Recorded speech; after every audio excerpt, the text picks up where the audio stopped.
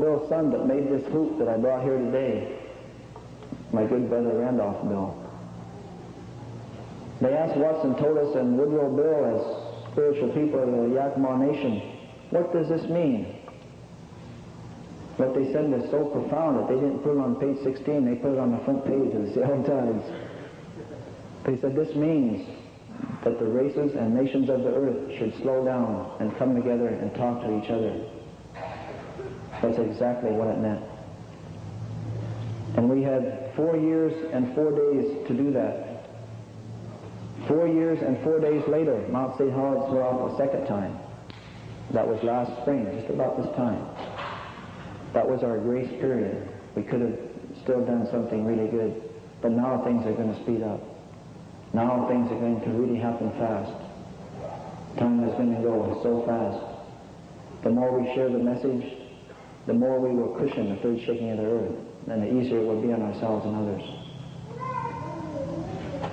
A good friend of mine in Montana, his grandmother just passed away last year. The last thing she said to him was make a place for yourself in the mountains, because the air would become so hot down here where they were at on the reservation that it'd be hard to breathe. And it won't be long. That's the last thing she told her grandson when she was passing. Go on the mountains and make a place for yourself. Put some things there that you can survive with. The people are going to run to the mountains to survive, and the native people must be ready for this. And I know Eugene is going to speak, and I'm only going to speak a little bit longer. He said something that profoundly affected me several years ago at the last gathering about how important it is for Native people to get ready, because it's not going to be long, and they're going to turn to Native people, and they're going to turn to local spiritual assemblies. I know there's a lot of local spiritual assemblies that don't meet, and they think, well, we don't really have that much business, but it's not going to be long. The earth is going to turn to you. Blackout, I believe, foresaw this, and then he said there will be a hoop of many hoops that will circle the world. So this is that time. We are now within the purification of all things. Non-natives call this the apocalypse. The native elders call this the purification. I want to share one non-native prophecy with you.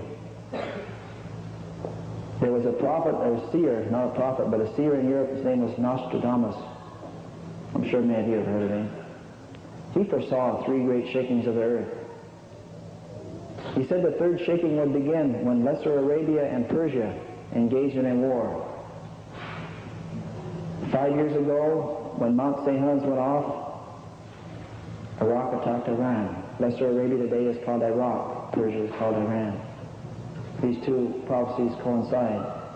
Both the native elders and Nostradamus said this would start slowly, almost unnoticed by the peoples of the earth, but it will eventually involve us all. Eventually the gourds of ashes will fall from the sky so much that the river that runs through the center of this turtle island, the Mississippi River, will boil from the heat of the gourds of ashes that will fall on this land. But don't despair. It sounds terrible, but we will survive it. We will live through it. I don't think anyone chosen to live through it, but some people will. So, in closing, I would like to call on each and every person, regardless of who you are, young or old, native or non-native, to arise now and to awake, to embrace this time, to learn everything you can about the teachings and the writings, to arise and awake and go forth, all the peoples of the earth. You're going to find them. Peoples everywhere are now receptive to the message. This year is the year when that is really going to start, I believe, myself. Arise and awake. That's a phrase from the Dhammapada of Buddha. It is time to arise and awake, go forth and teach, walk the road. We call it the good red road, the road that runs north to south. Things will be lost from south to north, but come back from north to south. There's people out there waiting to hear, waiting to hear.